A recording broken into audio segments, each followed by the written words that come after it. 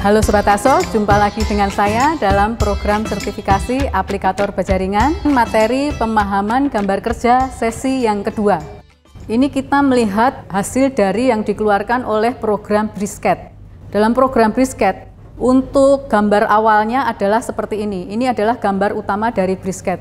Yang dilingkarin merah, ini notasinya merah N1 sampai N8, itu bentuknya segitiga utuh. Maksudnya adalah normal truss, adalah kuda-kuda normal yang bentuknya segitiga utuh.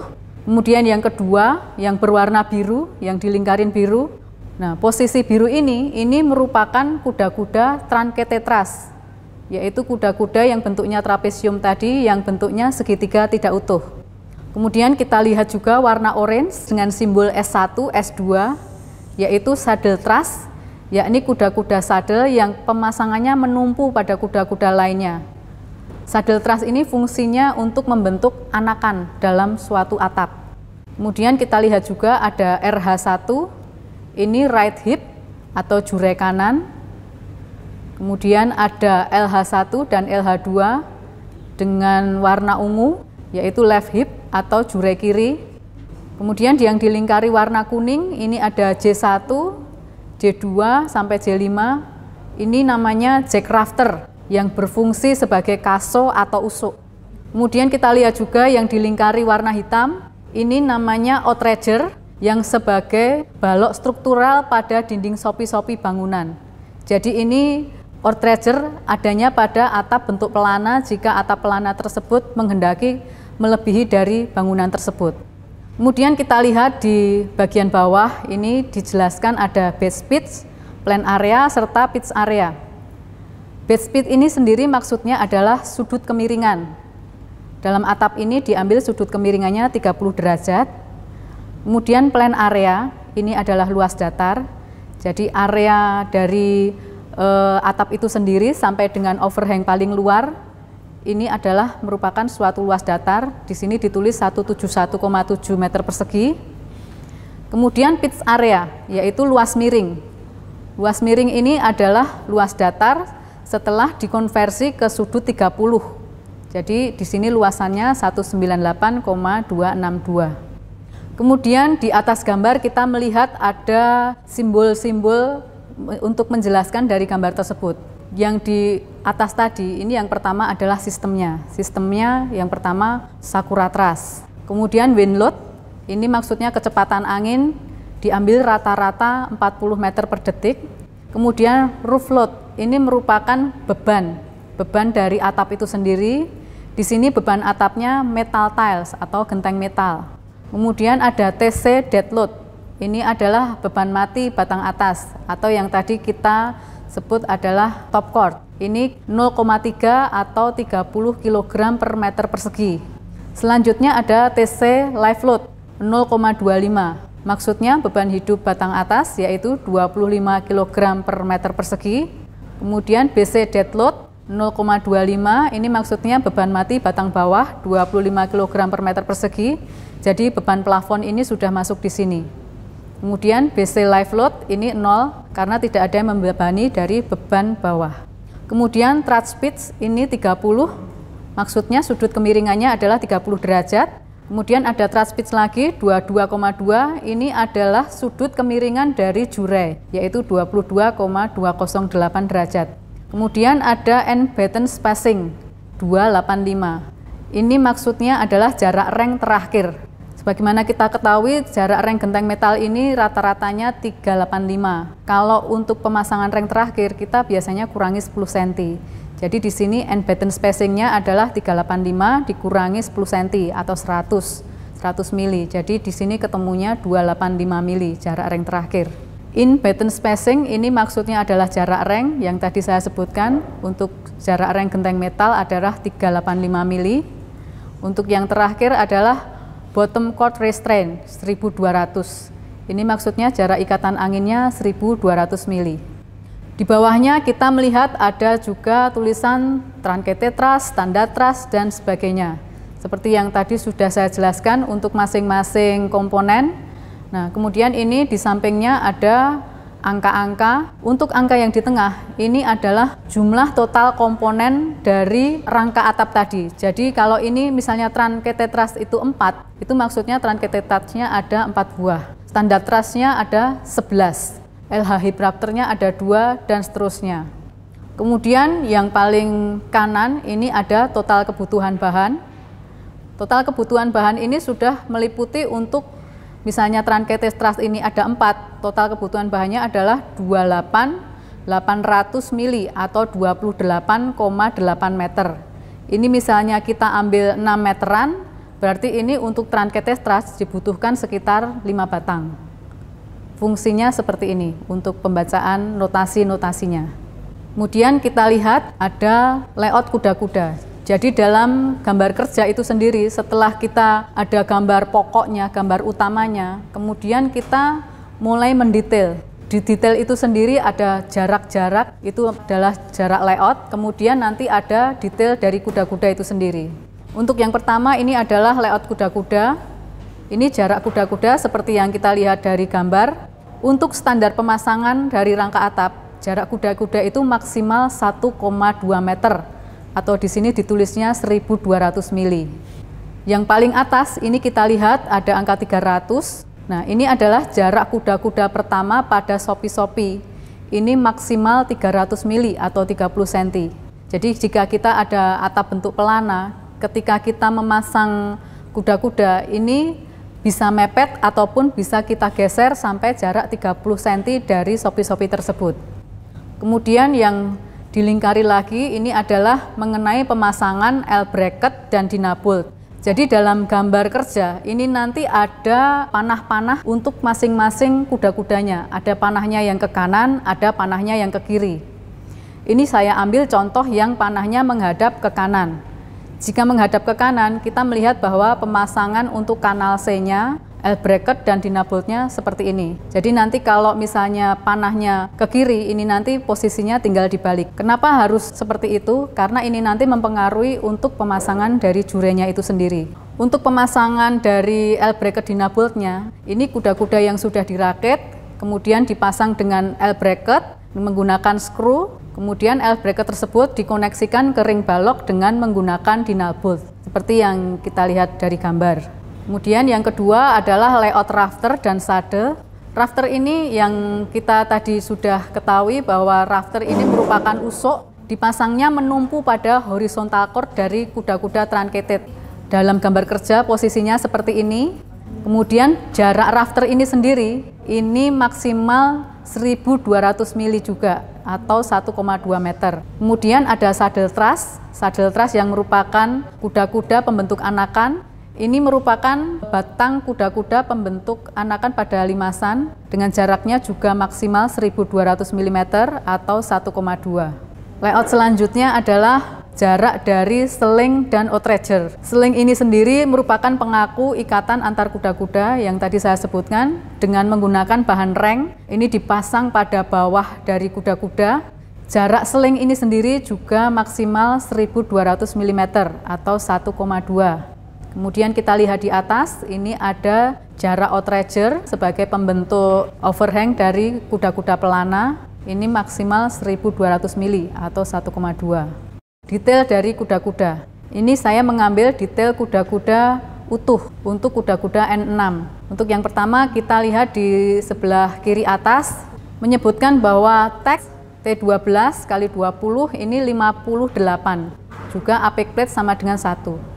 Jadi di sini maksudnya jumlah skru truss dalam satu kuda-kuda tersebut adalah 58 pieces. Jumlah apex plates-nya 1 buah. Kemudian yang di tengah ini minimum fastener per connection sama dengan 2. Dijelaskan juga unless others.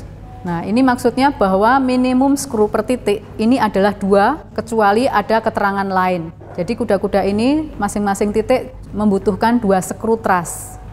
Kemudian kita lihat di bawah, untuk di bawah ini ada tulisan Mark N6 quantity sama dengan 1. Ini maksudnya kuda-kuda N6 jumlahnya ada 1. Kemudian W40 metal tile 12 1300. Ini maksudnya kecepatan anginnya 40 meter per detik. Jenis atapnya genteng metal. kemudian jarak kuda-kudanya 1200, dan juga sudut kemiringannya 30 derajat. Kemudian di bawahnya lagi ada Fs sama dengan 7200, AP sama dengan 3600, dan AH sama dengan 2165. Fs ini sendiri merupakan singkatan dari full span yang artinya lebar bentangan. Dapat kita lihat di sini Fs-nya yang sudah ditandain dengan garis merah. Kemudian AP, apex position di pinggir sampai ke posisi apex. Posisi apexnya berada di tengah, ini berarti 3600 mili atau 3,6. Kemudian ada AH, apex height, yaitu ketinggian dari kuda-kuda itu sendiri. Nah, di sini ketinggiannya adalah 2165. Kemudian kita lihat juga ada support.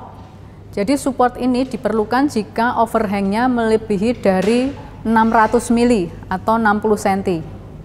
Jadi ketika supportnya ini 1 meter, kita harus ada support di situ. Kemudian di bawahnya lagi ini ada mengenai bottom taut course, horizontal course, dan juga top course knot. Ini nanti akan kita bahas selanjutnya. Dan di ujung atas ini juga ada notasi-notasi yang kita bahas selanjutnya di slide selanjutnya. Untuk yang notasi di kanan atas tadi seperti ini, jika kita besarkan, di mana ada T1, B1, W1, dan selanjutnya, ini merupakan kode penyusun rangka. Jadi T ini adalah istilahnya dari top chord, kemudian B itu bottom chord, W ini adalah web, R-nya ini adalah dari support itu sendiri. Kemudian yang di tengah ini ada TS7575, ini adalah maksudnya penyusun dari kuda-kuda, materialnya menggunakan taso yang ukurannya 7575. Kemudian ada angka di sebelahnya, angka 2, angka 1, dan seterusnya. Ini menunjukkan jumlah masing-masing komponen. Jadi T itu top chordnya ada 2 batang, kemudian B bottom chord ada 1 batang, dan seterusnya. Untuk di sampingnya ini ada angka di mana tulisannya 5312 untuk T1. Ini maksudnya bahwa top chord ini panjangnya 5312 mili atau 5,312 meter. Kemudian B1 bottom chord yang merupakan bentangan, ini panjangnya adalah 7200 mili atau 7,2 meter, dan seterusnya. Kemudian di paling bawah ini ada thrust weight sama dengan 26,6 kilo. Jadi ini menunjukkan bahwa satu rangkaian kuda-kuda tersebut, jika kita memakai bahan dari Tasso 7575, rangkaian kuda-kuda tersebut beratnya adalah 26,6 kilo. Kemudian di bawah tadi kita melihat ada bottom course knot dan juga horizontal course. Ini maksudnya seperti ini, bahwa di gambar kerja tadi dengan sudut 30 derajat ini menunjukkan lebar dari coakan. Jadi ketika kita memasang rangka atap baja ringan, ketika merangkai itu perlu mencoak bagian tertentu. Ini untuk masing-masing sudut coakannya akan berbeda. Jadi untuk sudut 30 ini coakannya bahwa bottom course knot 130 mili atau 13 cm. Kemudian dipasang dengan horizontalnya seperti gambar yang di tengah. Kemudian untuk top course knot yaitu 43 mili atau 4,3 cm. Jadi masing-masing dari kanan dan dari kiri kita coak 4,3, kemudian disambung seperti ini, digabungkan.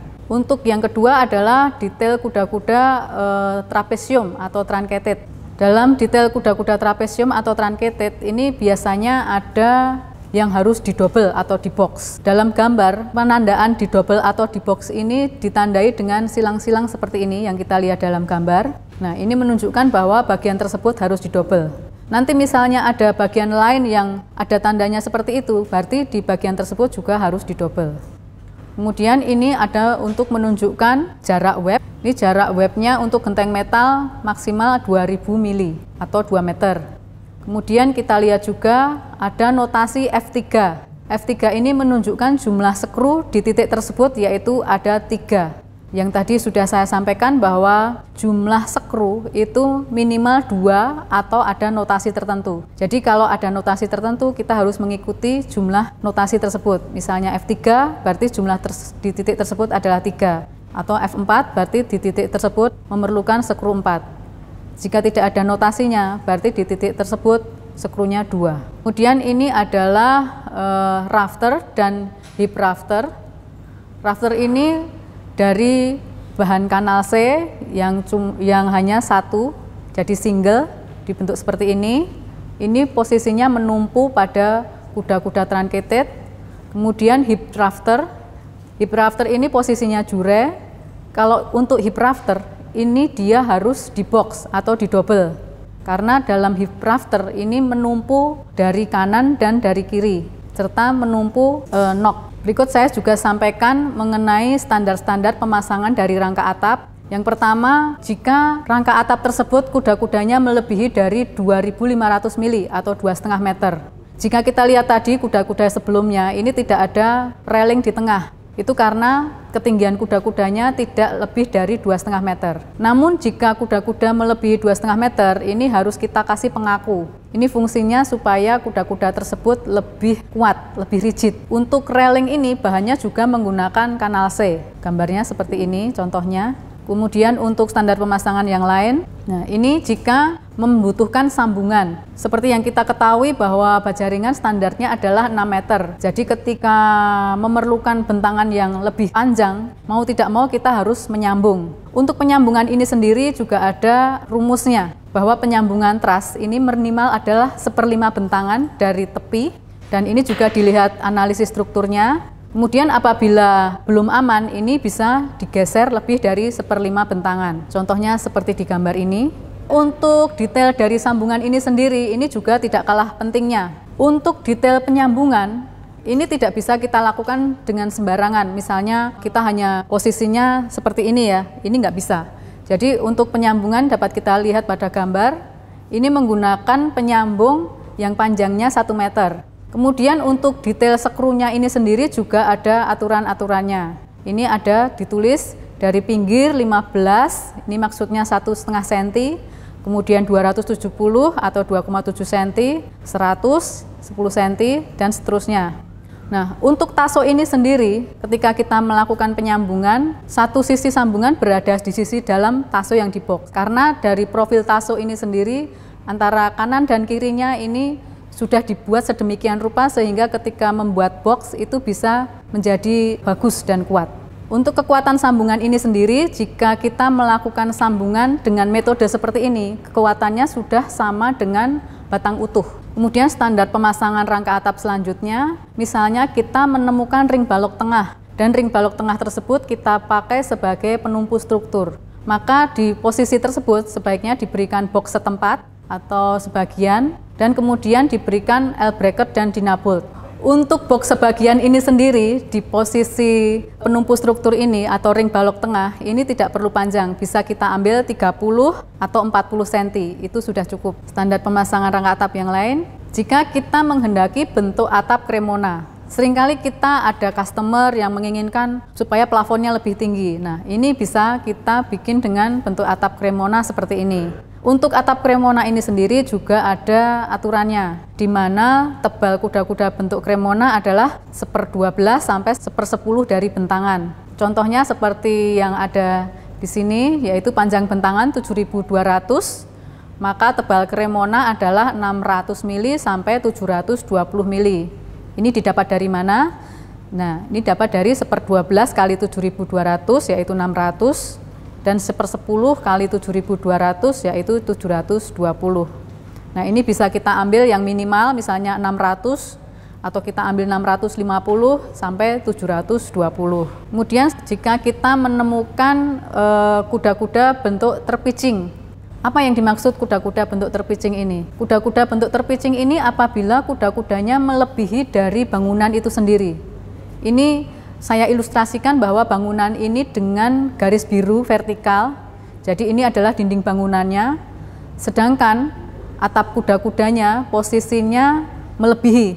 Kalau kita menjumpai kondisi seperti ini, sebaiknya pada posisi yang ada terpicingnya tadi, ini diberikan web vertikal, tepat pada tumpuan ring balok. Kemudian di box sebagian, di atas dan di bawah web vertikal tersebut, seperti yang kita lihat pada gambar.